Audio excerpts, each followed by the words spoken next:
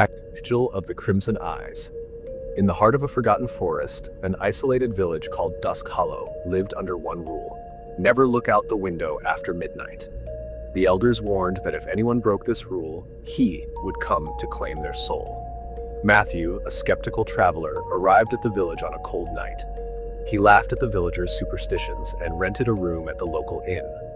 The innkeeper, a pale and frightened old man, repeated the warning before blowing out the candles.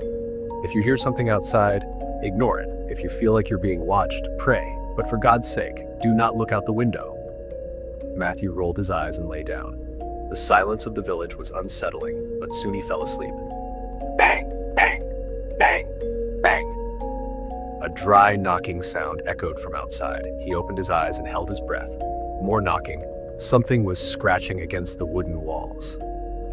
Curious and defiant, Matthew got up and walked to the window. His breathing grew faster, but he ignored the old man's warning and pulled back the curtain. Outside, in the thick forest fog, a skeletal, rotting figure crawled across the muddy ground, its eyes glowing like embers in the dark. Its bones cracked as it moved, and its mouth twisted into an impossible, grotesque grin. Then, the creature stopped.